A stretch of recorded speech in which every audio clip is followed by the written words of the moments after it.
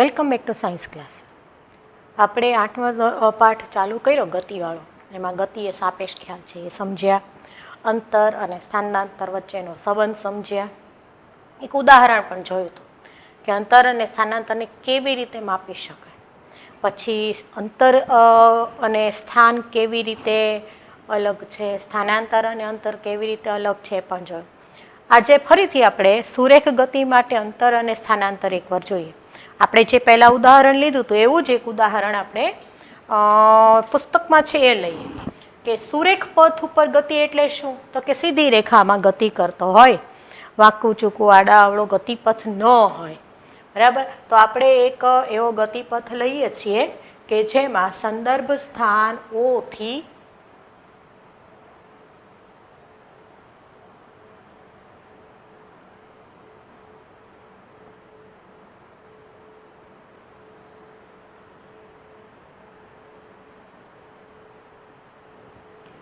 થી 5-5 માપ આપ્યા છે. 25 એ સી બિંદુ છે, 35 એ બી બિંદુ છે,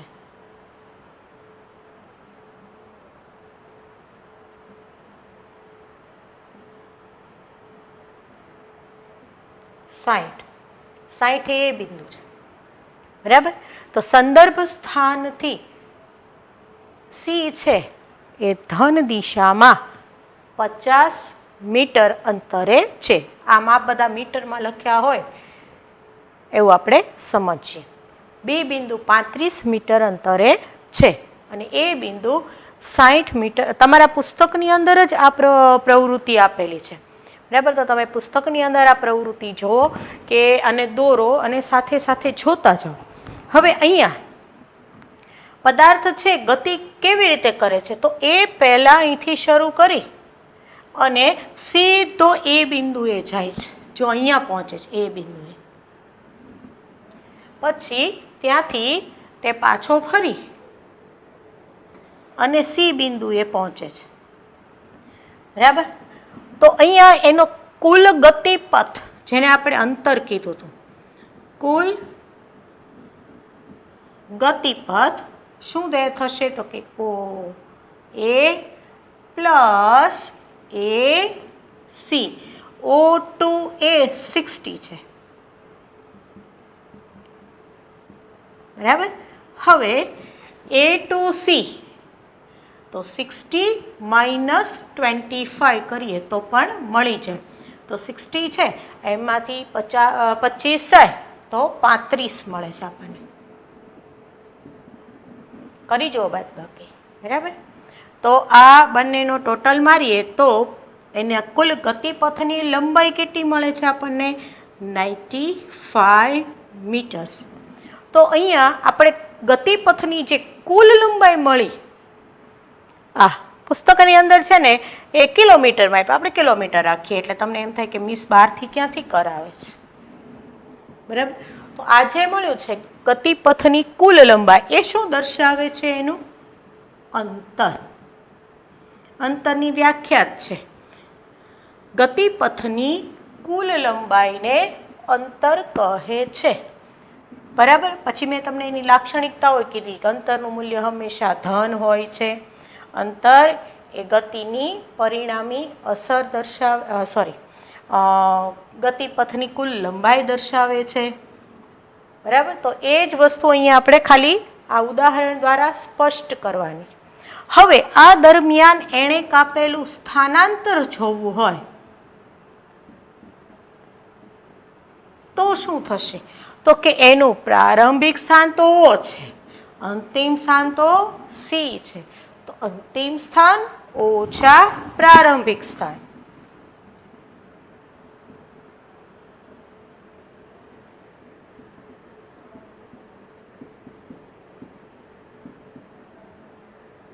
બરાબર, એટલે અંતિમ સ્થાન કયું છે? તો કે 25.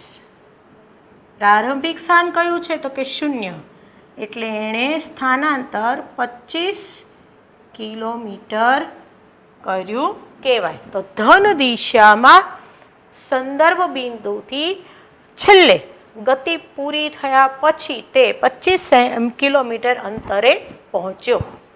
એટલે કે ટૂંકમાં ગતિપથ છે એની લંબાઈ છે એ અંતર દર્શાવે છે, પણ ગતિની પરિણામી અસર છેલ્લે ક્યાંથી નીકળ્યો હતો ને ક્યાં પહોંચ્યો એને પરિણામી અસર કહેવાય. તો સ્થાનાંતર શું દર્શાવે છે? ગતિની પરિણામી અસર.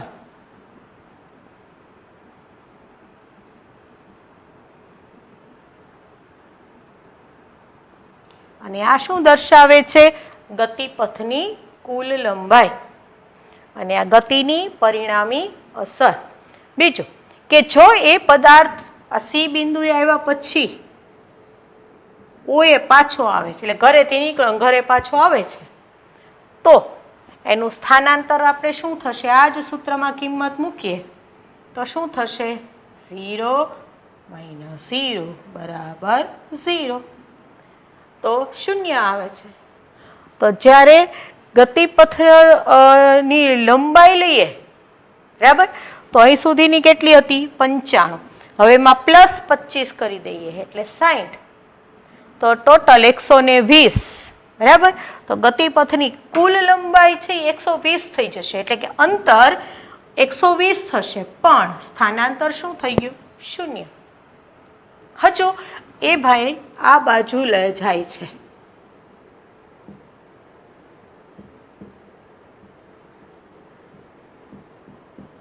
ધારો કે અહીંયા પહોંચ્યો ડી બિંદુએ, તો અંતિમ સ્થાન એનું શું છે? -20. બરાબર. અને પ્રારંભિક સ્થાન શું છે? 0. એટલે -20 + 0. તો એ અહીંથી ગયો એ બિંદુએ, ત્યાંથી ફરીને આવ્યો સી બિંદુએ, ત્યાંથી ગયો ડી બિંદુએ, આટલું બધું દૂર જઈને પાછો આવે છે, છતાં એનું સ્થાનાંતર મળે છે -20 કિલોમીટર.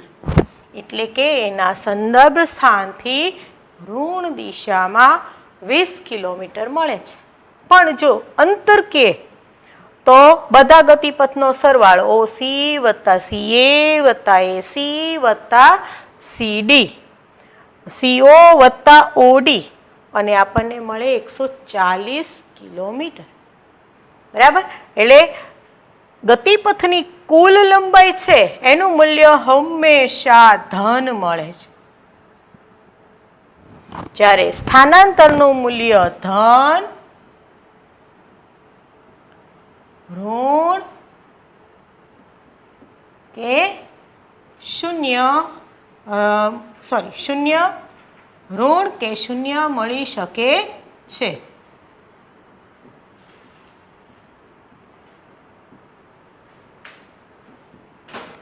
બરાબર. તો આપણે સ્થાનાંતર અને અંતરના તફાવત પણ તમને પૂછાય છે કે અંતર એ ગતિપથની કુલ લંબાઈ દર્શાવે છે, સ્થાનાંતર એ ગતિની પરિણામી અસર દર્શાવે છે. અંતરનું મૂલ્ય હંમેશા ધન મળે છે, સ્થાનાંતરનું મૂલ્ય ધન, ઋણ કે 0 મળી શકે છે. પણ સુરેખ પથ ઉપર જો પદાર્થ કોઈ સીધી રેખામાં આગળ ને આગળ એક જ દિશામાં ગતિ કર્યા કરે, એટલે કે ધારો કે પદાર્થ O થી A સુધી જ ગયો છે, તો ત્યારે એનું અંતર અને સ્થાનાંતર બંને સમાન પણ મળે છે. બરાબર. એટલે અંતર અને સ્થાનાંતર કા સમાન હોઈ શકે છે, અથવા તો સ્થાનાંતરનું મૂલ્ય અંતર કરતાં ઓછું હોઈ શકે. જો 25, 0, -20, અહીંયા ગઈએ તો 60 ના 60. એટલે અંતર અને સ્થાનાંતરના મૂલ્ય કાં સમાન હોય, કાં તો અંતર વધુ હોય, સ્થાનાંતર ઓછું હોય. પણ સુરેખ પથ ઉપર એક જ દિશામાં જો કોઈ પદાર્થ ગતિ કરતો હોય તો જેટલું અંતર એ જ એનું સ્થાનાંતર. એટલે વ્યવહારમાં આપણે સુરેખ ગતિ કરતા પદાર્થ માટે અંતર અને સ્થાનાંતર સમાન લઈએ છીએ. બરાબર. એટલે તમારે સૂત્ર હોય ઝડપનું સૂત્ર, તો એમાં અંતર લખ્યું હોય તો આપણે સ્થાનાંતરનું મૂલ્ય લખીએ, તો ઘણાને એવું થાય કે કેમ આવી રીતે હોય છે. પણ આમાં નિયમ ખાસ યાદ રાખવાનો કે સુરેખ પથ ઉપર એક જ દિશામાં જ્યારે પદાર્થ ગતિ કર્યા કરતો હોય ત્યારે એના અંતર અને સ્થાનાંતરના મૂલ્ય સમાન મળે છે. અંતર માપવું હોય તો આપણે મીટર પટ્ટી, માપ પટ્ટી એનો ઉપયોગ કરી શકીએ છીએ. બરાબર. જ્યારે સ્થાનાંતર માપવું હોય તો આપણે અંતિમ સ્થાન અને પ્રારંભિક સ્થાનના મૂલ્યો જાણીએ તો આપણને સ્થાનાંતરનું મૂલ્ય મળે છે. અંતર શોધવા માટે વાહનોની અંદર જે સાધન મૂકવામાં આવે છે ને ઓડોમીટર કહેવાય. એટલે અંતર માપવા માટે વપરાતું સાધન એને કહેવાય ઓડોમીટર. તમારા કોઈ પણ વાહન હોય ને દ્વિચક્રી કે 4 વ્હીલ બંનેની અંદર 2 મીટર હોય, એક સ્પીડોમીટર હોય અને એક ઓડોમીટર હોય. ઓડોમીટર છે એ અંતરનું માપ કે તમે ગાડી લીધી ત્યારથી અત્યાર સુધીમાં એણે કેટલું અંતર કાપ્યું છે એ દર્શાવે છે. અથવા તમે ઘરેથી નીકળો અને એમાં જુઓ કે ભાઈ 1435 દેખાડે છે, પછી પાછા આવીને જુઓ તો 55 દેખાડે છે. તો આ ડિફરન્સ જે આવ્યો એ દરમિયાન એ ગતિ પથની કુલ લંબાઈ એટલે તમે ક્યાં ક્યાં જઈને આવ્યા એની દર્શાવે, પણ તમે આટલું અંતર કાપ્યું એ દર્શાવે છે. ઓડોમીટર છે એ વાહનોમાં અંતર માપવા માટેનું સાધન. વાહનોમાં 2 મીટર હોય. એક તમે જુઓ ને આવું ઘડિયાળ વાળું હોય, આવું ઘડિયાળ જેવું હોય, અહીંયા બધે આખા કરેલા હોય, બરાબર. અને અહીંથી કાંટો છે એ જાય. જેમ તમે ગાડીમાં એક્સિલેટર આપો છો, લીવર આપો છો, એમ આ કાંટો ઉપર જાય. કેમ તો કે ઝડપનું મૂલ્ય દર્શાવે છે કે એ સમયે તમારી ઝડપ આટલી છે, બરાબર. પણ એની બરાબર વચ્ચે અહીંયા આ પટ્ટી હોય, એમાં અહીંયા આંકડા લખેલા હોય અને આ છેલ્લી પટ્ટી છે ને એમાં આંકડા હલ્યા જ કરતા હોય. એ ઘણા બધા હલે પછી આ હલે. તો એ પટ્ટી છે એ તમારું કાપેલું કુલ અંતર દર્શાવે છે, બરાબર. એટલે આ પણ એક માતનો સવાલ છે કે વાહનોમાં અંતર માપવા માટે કયું સાધન વપરાય છે? ઓડોમીટર. તો અહીં અંતર અને સ્થાનાંતર વિશે મારે તમને જે માહિતી આપવાની હતી એ લગભગ બધી પૂરી થઈ જાય. હવે આપણે થોડુંક આગળ જોઈએ કે કોઈ પદાર્થ, આપણે અહીંયા સેન્ટ મેરી સ્કૂલે છું હું, બરાબર. આપણી સ્કૂલ છે ત્યાંથી ઘોઘા સર્કલ જવું છે તો આપણા ડેલા સુધી પહોંચતા સુધીમાં તે 2 બમ્પ આવે છે. એટલે કે હું અહીંથી ગાડી ચાલુ કરું, 1 મિનિટ ન થાય તો 1 બમ્પ આવે. એટલે મારી સ્પીડોમીટરમાં જે સ્પીડ દેખાડે છે, ઝડપ, એનું મૂલ્ય ઘટી છે, બરાબર. અને એટલે ગાડી, દાખલા તરીકે 1 મિનિટમાં ગાડી પહેલી વખત એણે 50 મીટર અંતર કાપ્યું, પછી હું બ્રેક મારું છું, ગાડી ધીમી પડી જાય છે, તો પછીનું અંતર છે એ ધારો કે 30 મીટર કાપે છે, બરાબર. પણ પછી કોઈ બ્રેક નથી, કોઈ અવરોધ નથી, કોઈ ટ્રાફિક નથી, તો પછીની મિનિટમાં એક સરખી ઝડપે હું ગાડી ચલાવું છું તો હું વધુ અંતર કાપી નાખું. ધારો કે 60 મીટર અંતર કાપ્યું, 60 મીટર છે. ઘોઘા સર્કલ પહોંચતા સુધીમાં વળી પાછો એક વચ્ચે બમ્પ આવે છે, થોડોક ઊંચો બમ્પ છે, ત્યાં બ્રેક મારીશ તો પછીની મિનિટે મારી ઝડપ પાછી ઘટી જશે અને જેને લીધે એ 1 મિનિટમાં મારું કાપેલું અંતર છે એ ધારો કે 30 થઈ જાય, પાછું 30 મીટર અંતર થઈ જાય, બરાબર. તો જો અહીંયા સમય સરખો છે, એક સરખા સમયમાં પદાર્થે જુદું જુદું અંતર કાપ્યું છે, બરાબર.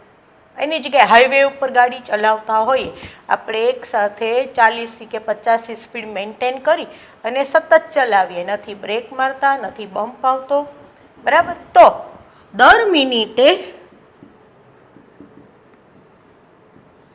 કાપેલા અંતરનું મૂલ્ય આપણને સમાન મળી શકે છે. 5 મિનિટ સુધી હું સતત જોઉં છું તો દર મિનિટે મેં કાપેલું અંતર 50 મીટર દર્શાવે છે. તો અહીંયા આપણને ગતિના બે પ્રકાર મળે છે. સરખા સમયગાળામાં જો પદાર્થ સરખું અંતર કાપતો હોય તો પદાર્થ નિયમિત ગતિ કરે છે તેમ કહેવાય.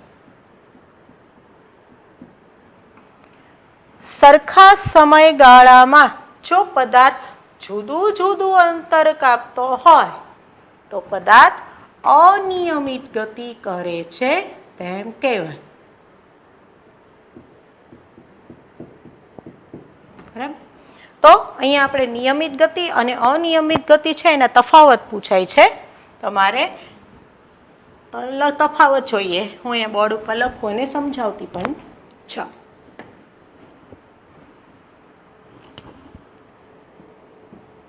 નિયમિત ગતિ, અનિયમિત ગતિ. બરાબર? નિયમિત ગતિ એટલે શું? એક સરખા સમયગાળામાં ગતિમાન પદાર્થ એક સરખું અંતર કાપતો હોય. ગતિમાન પદાર્થ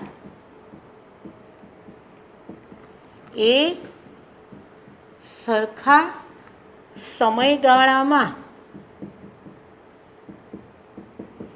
એક સરખું અંતર કાપતો હોય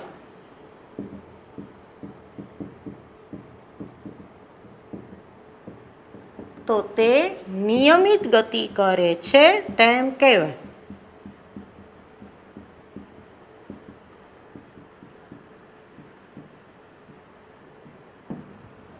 એ જ રીતે ગતિમાન પદાર્થ એક સરખા સમયગાળામાં જુદું જુદું અંતર કાપતો હોય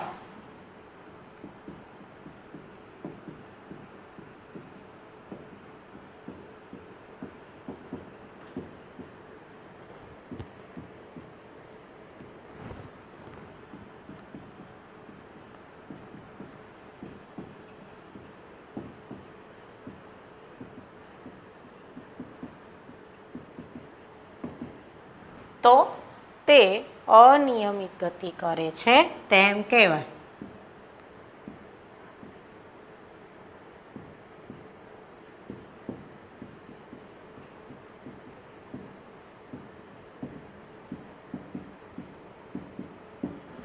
બરાબર? હવે નિયમિત ગતિ કરતા હોય એવા પદાર્થના ઉદાહરણ જો હોય તો મેં હમણાં કીધું એમ હાઈવે ઉપર જતું વાહન, પછી બીજા તમે તમારી રીતે વિચારીને કહો જોઈએ, નોંધો તો ખ્યાલ આવે. આસપાસ ઘણી બધી એવી વસ્તુ હોય કે જે સરખા સમયગાળામાં સરખું અંતર કાપતી હોય તો તમને ખ્યાલ રહે કે ભાઈ ભીડવાળા રોડ ઉપર કોઈ જતું હોય તો અનિયમિત ગતિ કરે છે. ખુલ્લા રસ્તા ઉપર બમ્પ ને એવો અવરોધ વગરના રસ્તા પર કોઈ વાહન જતું હોય તો તે નિયમિત ગતિ કરે છે. કોઈ એક સરખી ઝડપે ચાલીને જતું હોય તો એ નિયમિત ગતિ કરે છે. પણ એ ચાલતા ચાલતા ઘડીક દોડવા માંડે છે, ઘડીક ધીમે ચાલે છે, ઘડીક ઝડપથી ચાલે છે તો તે અનિયમિત ગતિ કરતું હોય. તો અહીં આપણે ઉદાહરણ નોંધી શકીએ. બરાબર? હાઈવે ઉપર જતી કાર અને અહીંયા નોંધી શકીએ ભીડવાળા રસ્તે જતી કાર. એ બંને આપણા વ્યવહારના આપેલા ઉદાહરણ છે. તમારા પુસ્તકની અંદર એક પેજ નંબર 100 ઉપર એક કોષ્ટક અને સવાલો આપ્યા છે. બરાબર? કોષ્ટક છે એ આપણે પછી જોઈએ, પહેલો સવાલ જુઓ. તમે એમાં લખ્યું છે કે કોઈ વસ્તુ દ્વારા કંઈક અંતર કપાયેલ છે, શું તેનું સ્થાનાંતર શૂન્ય હોઈ શકે? હજુ હમણાં જ આપણે જોયું કે જો એ હરી ફરીને પાછો પોતાના જે મૂળ સ્થાને આવે છે તો એણે કાપેલું સ્થાનાંતર શૂન્ય ગણાય છે. તો અહીંયા ઉત્તર છે હા. અને ઉદાહરણ તમે એ પણ આપી શકો છો, અથવા કોઈ વર્તુળાકાર પથ ઉપર એ બિંદુથી ગતિ ચાલુ કરી અને ફરી પાછા એ બિંદુએ પદાર્થ પાછો ફરે છે તો પણ એનો સ્થાનાંતર શું ગણાશે? શૂન્ય. અંતર શું ગણાશે? એના પરિઘ જેટલું, બરાબર. પણ સ્થાનાંતર શું ગણાશે? શૂન્ય. તો તમે જાતે એમાં પોતાની મેળે બુદ્ધિ લગાવીને ઉદાહરણ આપી શકો છો. પછી બીજો એક સવાલ આપ્યો છે કે એક ખેડૂત 10 મીટરની લંબાઈના એક ચોરસ ખેતરની ફરતે ચાલવાનું ચાલુ કરે છે, બરાબર. હવે ખેડૂત છે એ અહીંથી શરૂ કરે છે, આ ચોરસ ખેતર છે, બરાબર. લગભગ ચોરસ જેવું દોર્યું છે, પણ ચોરસ છે એવું સમજવાનું.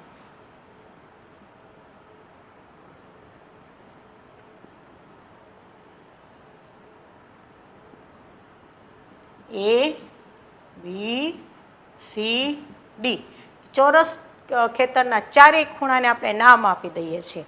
પછી એ 10 મીટર લંબાઈ ધરાવે છે, એમ કીધું. એક બાજુ છે એ 10 મીટર લંબાઈ ધરાવે છે. તો 10 મીટર લંબાઈના એક ચોરસ ખેતરમાં એક ખેડૂત એક બાજુથી ચાલવાનું શરૂ કરે છે, આપણે એમ સમજ.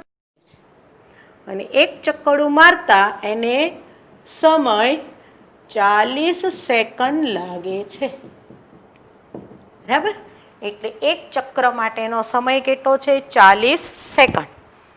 2 મિનિટ અને એણે આપણને એવું નથી કીધું કે આટલા ચક્કર મારે છે, એણે આપણને સમય આપ્યો કે 2 મિનિટ અને 20 સેકન્ડ બાદ ખેડૂત ક્યાં પહોંચ્યો હશે, બરાબર. તો આપણે હંમેશા એકમ એક સરખા કરી દેવાના. અહીંયા આપણને સેકન્ડમાં સમય આપ્યો છે, તો જે 2 મિનિટ અને 20 સેકન્ડ આપ્યો છે એની કુલ સેકન્ડ કેટલી થાય ગણવાનું. તો તમને ખબર છે કે 1 મિનિટ બરાબર 60 સેકન્ડ. તો 2 મિનિટ બરાબર 2 ગુણ્યા 60, 120 સેકન્ડ પ્લસ 20. એટલે એને સમય આપ્યો છે બીજો સમય 140 સેકન્ડ. આ શું છે? એક ચક્કરનો સમય 40 સેકન્ડ. તો 140 સેકન્ડમાં એ કેટલું અંતર કાપશે? તો જો આપણે એમ લખીએ કે 40 સેકન્ડ બરાબર એક ચક્કર, તો 140 સેકન્ડ બરાબર કેટલા? એટલે 140 ભાગ્યા 40, બરાબર. હવે 4 તેરી 12, એટલે કે તમને મળે છે 3.5. એટલે કે 3 આખા ચક્કરડા અને 1 અડધું ચક્કર,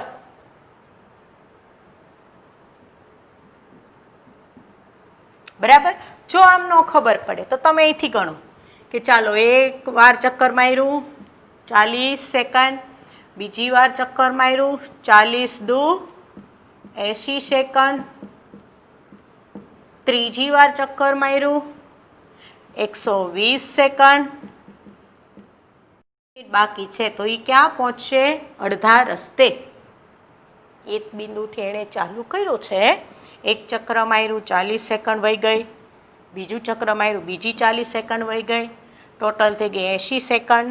ત્રીજું ચક્કર માર્યું તો પાછી 40 સેકન્ડ વહી ગઈ, ટોટલ થઈ ગઈ 120 સેકન્ડ. પણ એ તો ભાઈ 140 સેકન્ડ સુધી જાય છે, તો એનો અર્થ એમ થયો કે હજુ જે 20 સેકન્ડ બાકી રહે એમાં એ પોતાનો અડધો રસ્તો કાપશે.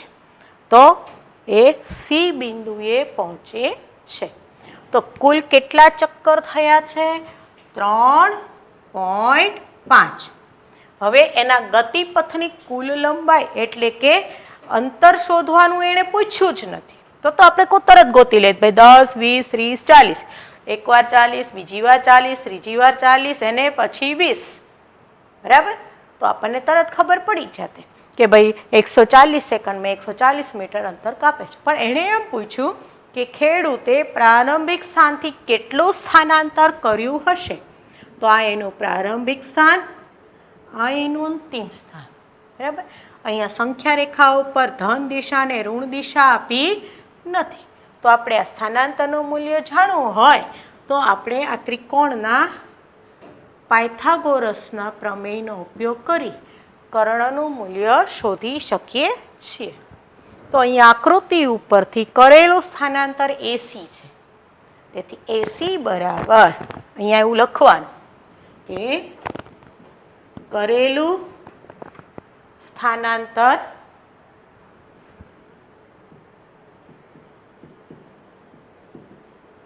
બરાબર એસી. બરાબર. હવે એસીનું મૂલ્ય શોધવું છે તો તમને પાયથાગોરસનો પ્રમેય આવડતો હોવો જોઈએ કે કર્ણનો વર્ગ એટલે બાકીની બંને બાજુના વર્ગનો સરવાળો, એટલે કે એસીનો વર્ગ બરાબર એ બીનો વર્ગ વત્તા બીસીનો વર્ગ. એમાં આપણે એસી શોધવું છે તો એસી બરાબર બંનેના વર્ગના સરવાળાનું વર્ગમૂળ એમ લેવાનું. પણ આપણે પહેલાં શું કરીએ, બંનેનો વર્ગનો સરવાળો અને પછી આપણે વર્ગમૂળ લેશું. બરાબર.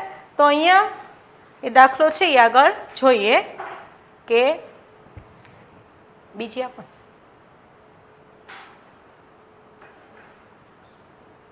સૂત્ર લખીએ.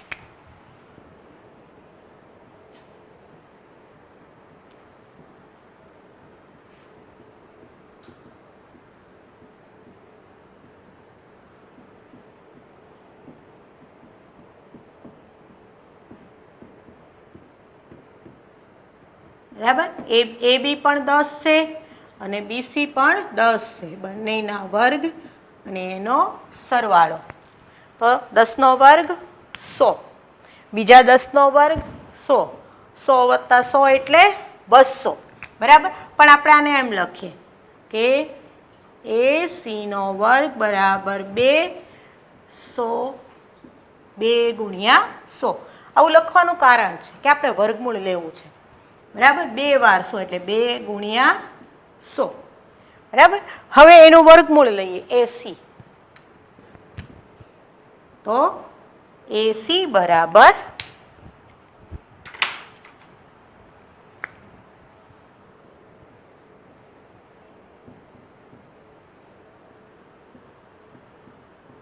હવે 100નું વર્ગમૂળ નીકળી જાય 10, 2નું નીકળતું નથી એટલે આપણે લખશું 10